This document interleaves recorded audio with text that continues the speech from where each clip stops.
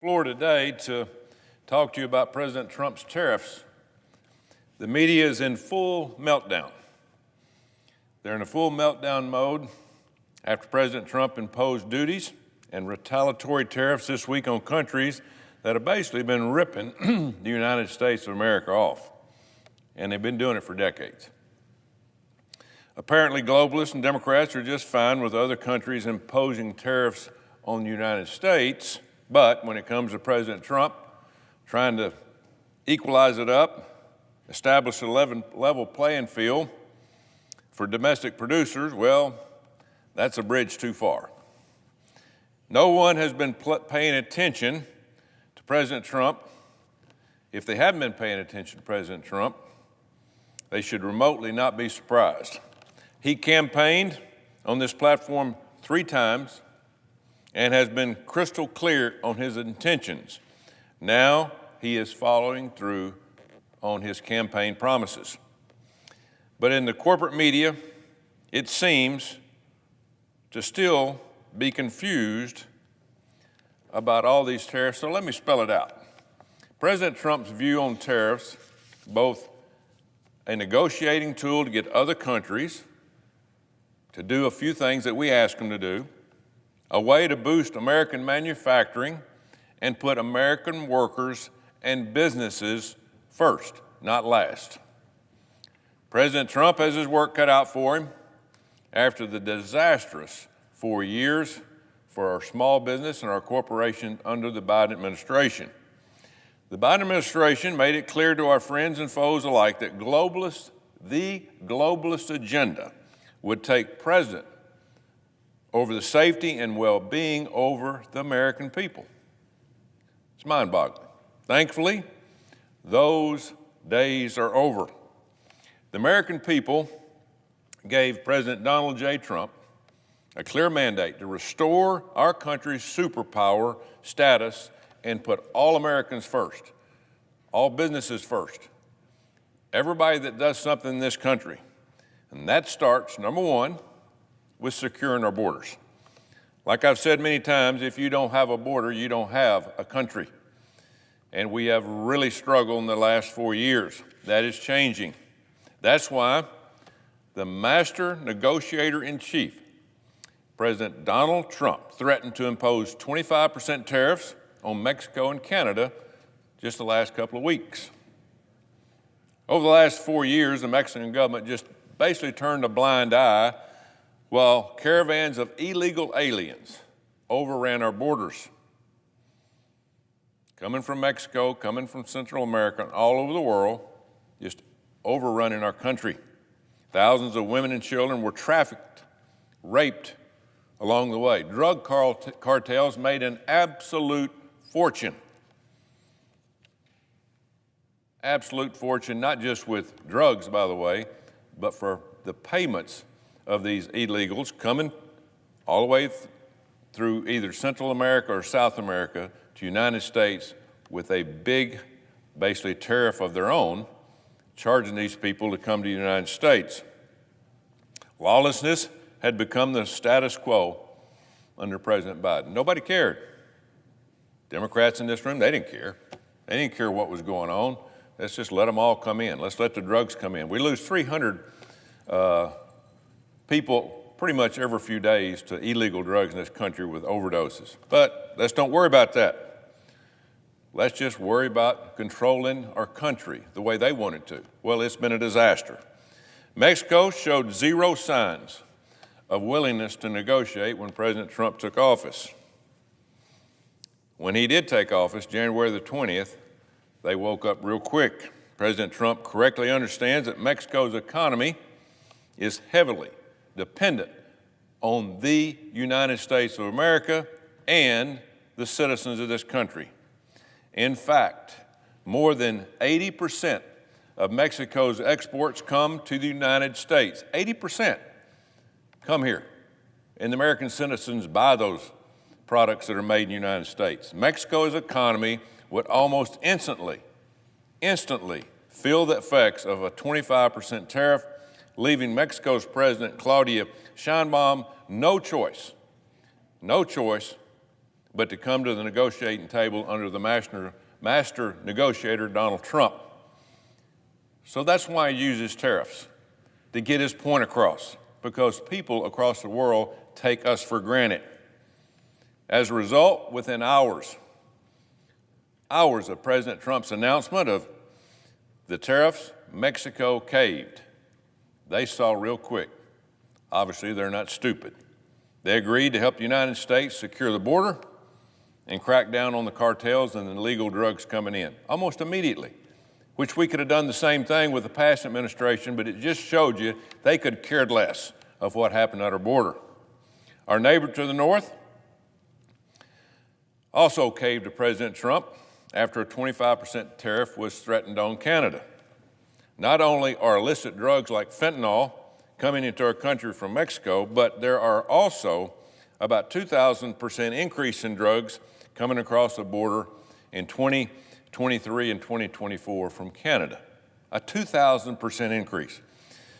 In the last fiscal year alone, enough fentanyl was seized at the northern border to kill 9.8 million Americans.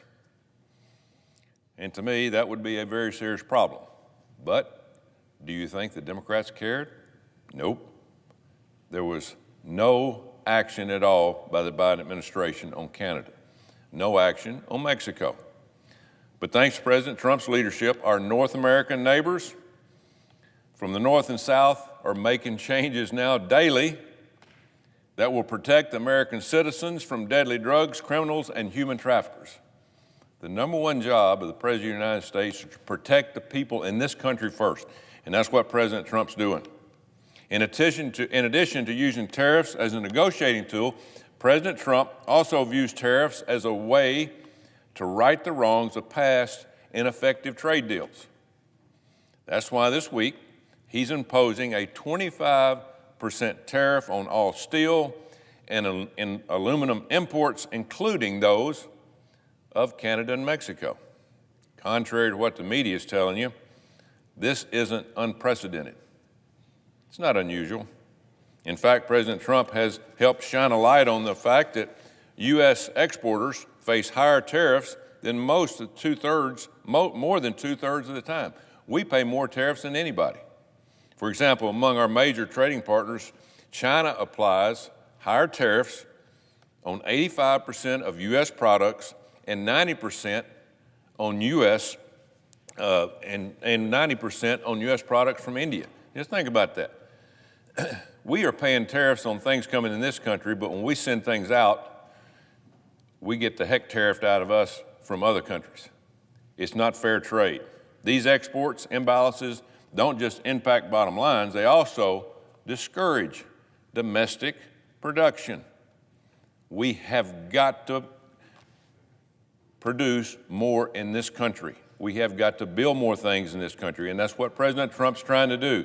If we don't cut back on spending and start producing more in this country, this will not be the United States of America much longer, because we will be bankrupt, and we'll be reporting to somebody like China, who is buying our treasury bills right and left, or they were. One report conducted by the Department of Commerce in the first Trump administration found that excess production capacity, particularly China, has been a major factor in the decline of domestic aluminum production. Basically, we're getting overwhelmed by aluminum from China. That's not near as good as what we make in this country. President Trump built one of the strongest economies in a modern history in his first term. Modern history. But the Democrats failed to know that, so they wanted to change it. And did they ever? Almost destroyed our economy. Jobs and wages were up when President Trump was in, inflation was down. Americans had more money in their pocket. And thanks to President Trump's strategic tariffs, along with the 2017 Tax Cuts and Jobs Act, companies were reshoring businesses back in the United States right and left. They were coming back because they could make profit. And that's what it's all about when you have a corporation. You got to make profit. And President Trump was able to, because of tariffs, make more money for manufacturing in this country going out of this country. You had companies like Ford canceling plans to build in Mexico back in President Trump's first term. and instead opening one in Michigan.